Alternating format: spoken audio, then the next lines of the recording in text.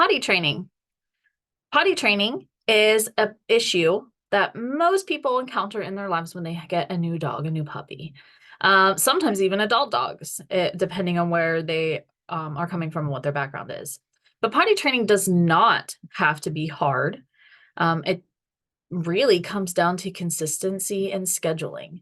Um, the consistency is being consistent with your schedule, being consistent with what you're doing every single time between all the members of your household to help with this puppy. So, um, Moondog has devised a little scheduling template if you would like this, to help you out. The link will be below this video. And what this is just helps you kind of come up with your scheduling. So when did the puppy eat last? When did the puppy drink? How many minutes does it take before you should go and take them outside? And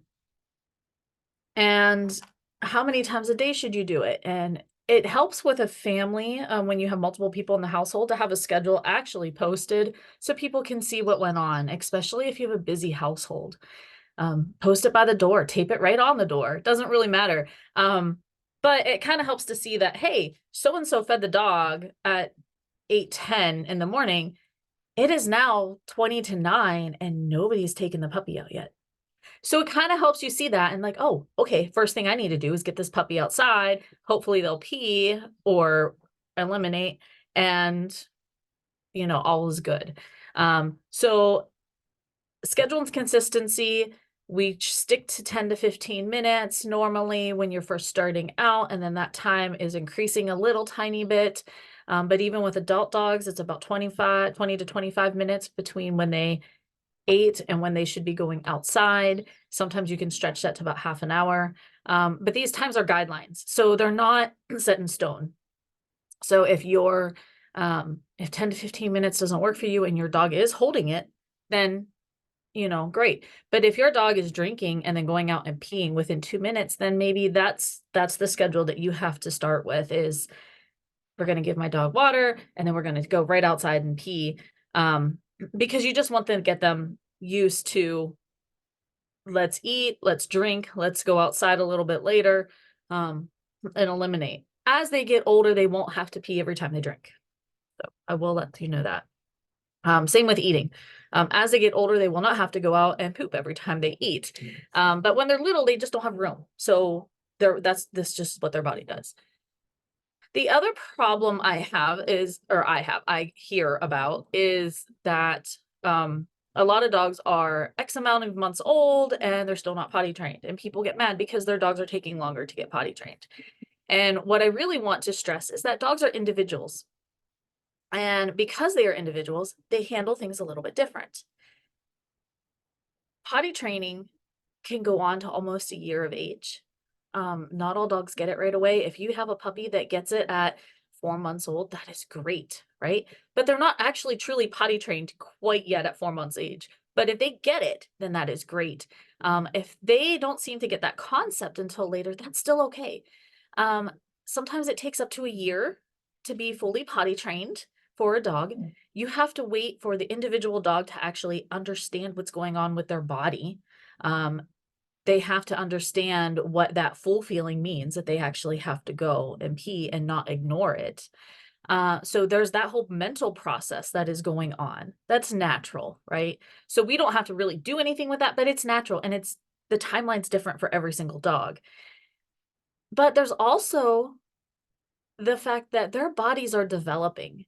And until their bladder muscles develop fully in order to hold it, until they gain control over those muscles, and everything is fully developed in that whole entire region, they're not going to be potty trained.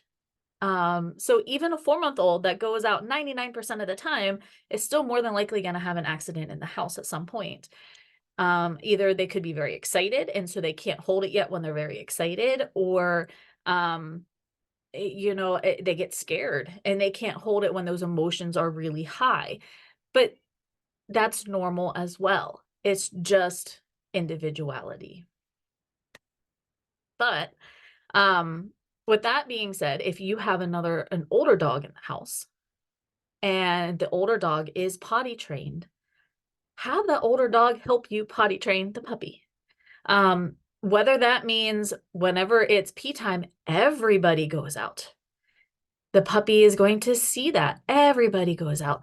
And a lot of times the older dogs will pick up on it. They know already. They know, hey, I'm going to drink this and then it's outside time, right? Because you've done that work already. So if they have done that, if they've done that and they act like that, sorry, I have a puppy in here who's coughing. If they have done that and they already used to that routine, then that puppy will learn quicker from them than it will from us. But if you do not have any other dogs in the house, you have to be that person to initiate that schedule and get them outside each time and teach them. So when they are outside and they squat, most dogs will squat whether they are male or female. When they are little, they squat. Even if they don't actually pee. Praise, praise, praise. Praise them. You're praising them for the action. You're praising them for doing that action where you want them to do it. You know, eliminating it, it'll catch on. They'll catch on. They'll be like, oh, I squat over here. Okay, well, every time I squat, that's biologically, right? It's making their muscles push. So it is emptying their bladder. There's a reason behind this, right? So then as they get older, if they keep having this praise, if they keep saying, oh, my mom or my dad says I'm doing this good, you know, this is what they want. They're praising me whenever they, and I'm using mom and dad, sorry.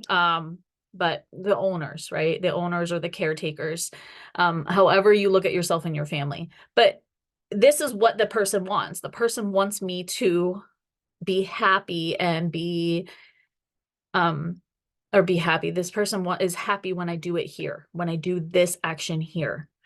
And so you praise a lot. So even if they don't eliminate, you're praising every single time. And one more thing is I would start potty training outside as soon as possible. Puppy pads have a place. They are very good. There are instances where they are needed and they are a very good backup. But keep training to go out where you want them to eliminate right away. Start when they're little. Don't start with puppy pads only and then never take them out until later. Start the whole process. The puppy pads, if you don't yell at them for going on the puppy pads, you can still praise them if they're going on the puppy pad. That's a good backup, right? But for some dogs, it's really hard to get them off of going on the puppy pad, and sometimes that'll transfer to carpets, especially as they get older or if you move a house and things are different. So you want to start as a very young puppy, getting them to go outside, even if it's only on a deck. If it's wintertime, that's okay. If you want them to go outside, then they have to go outside. It doesn't matter. Teach them that it's okay to go out in all sorts of weather.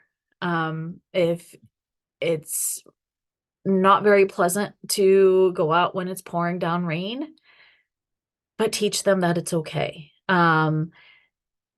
Teach them that it's okay to when it goes out when it's windy, when it's go out when it's cold. So even if you don't like it, but you want them to go outside during those times when they're an adult, then you need to teach them as a puppy to go outside during those times. And you need to take them out even when the weather is bad. Now there are limitations, of course. Up here, we are in Alaska, and if it's, you know, way too cold, then you might not want to.